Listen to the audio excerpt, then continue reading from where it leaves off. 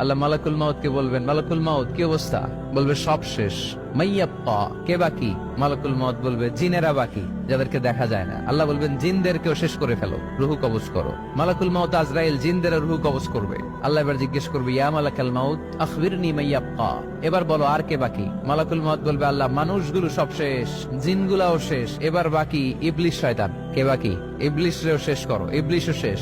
আল্লাহ আবার জিজ্ঞেস করবেন, ইয়া মালাকাল মাউতি মাইয়াব্বা, আর কে বেঁচে আছে বলো? মালাকুল মাউত বলবে, আল্লাহ আপনার কথা অনুযায়ী পৃথিবীর সব মানুষের রুহু কবজ করলাম, সব জিনদের রুহু কবজ করলাম, ইবলিসের রুহু কবজ করলাম, এখন আছে শুধু ফেরেশতা। আছে কারা? যাও ফেরেশতাদের রুহু কবজ করো। ফেরেশতাদের রুহু কবজ হয়ে যাবে। এবার আল্লাহ জিজ্ঞেস করবেন, ইয়া মালাকাল মাউত আখবিরনি মাইয়াব্বা।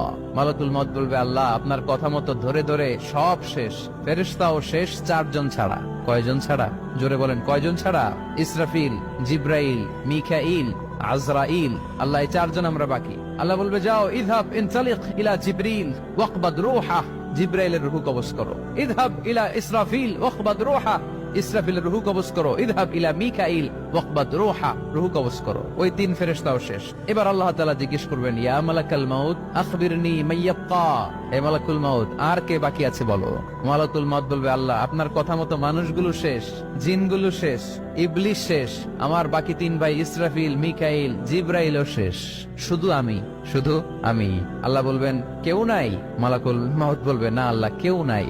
এবার আল্লাহ তাআলা বলবেন, মালাকুল মাউত তুমি তো সবাই রে মারছো, এবার তুমি মরো, এবার তুমি মরো, তুমি মরো। শোনার সাথে সাথে মালাকুল মাউতের কাঁপুনি ছুটে যাবে, খিঁচুনি এসে যাবে ভয়ে। আল্লাহ বলবেন, কাঁপুনি দিয়ে তো লাভ নাই, কারণ কুল্লু নাফসিন যায়িকাতুল। রব্বুল আলামিন বলবেন, মালাকুল মাউত কেঁদো না, এটাই দুনিয়ার বিধান, আমি আল্লাহর দেয়া বিধান, এটাই জন্মালেই মরতে হয়। যাও জান্নাত জাহান্নামের মাঝখানে একটা জায়গা আছে, জায়গাটার নাম হলো আরাফ। এই আরাফের মধ্যখানে যে দাঁড়াও, ওখানে যে মালাকুল মাউত কাঁপতে থাকবে। মালাকুল মাউত বলবে, আল্লাহ সৃষ্টির শুরুতে যদি জানতাম, সৃষ্টির শুরুতে যদি জানতাম সবাইকে মৃত্যুদান করার পরে, রুহু কবজ করার পরে আমাকেও মরতে হবে, তাহলে এই কঠিন দায়িত্বের ব্যাপারে আপনার কাছে ক্ষমা চাইতাম। আজকে আমারও যে ভাগ্য বরণ করে নিতে হবে সৃষ্টির শুরুতে, আমি এটা কল্পনাই করতে পারি নাই। আল্লাহ বলবেন, নো টক, মুত ইয়া মালাকাল মাউত, মর, মরে যা, মুত, মরে যাও। বলার সাথে সাথে মালাকুল মাউত এক বিকট চিৎকার হাঁকিয়ে মরে যাবে। মালাকুল মাউতের চিৎকারটা সেদিন এত ভয়ঙ্কর হবে, বিষ্ণু ইসা ইসলাম বলেন, ওই চিৎকারের আওয়াজ যদি পৃথিবীর মানুষেরা কান দিয়ে শুনতে পেত, তাহলে কিয়ামত সংগঠিত হওয়ার জন্য আলাদা করে ইসরাফিলের সিঙ্গার প্রয়োজন হতো না। ওই চিৎকারের আওয়াজে প্রতিটা মানুষ কানের পর্দা ফেটে ওই জায়গায় লাশ হয়ে পড়ে যেত। এবার ডানে বায়ে সামনে পেছনে উপরে নিচে কেউ নাই, একজন ছাড়া। জোরে বলতে হবে, তিনি কে?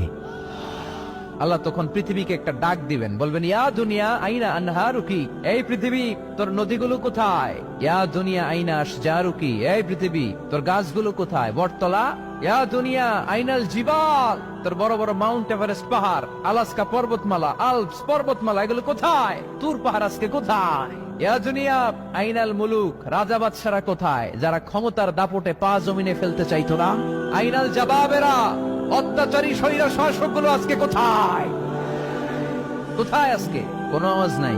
আল্লাহ তখন হুঙ্কার দিয়ে বলবেন, লিমানিল মুলকুল ইয়াউম, who belongs the kingdom today. আল্লাহ চিৎকার দিয়ে বলবেন, আজকে ক্ষমতা কার?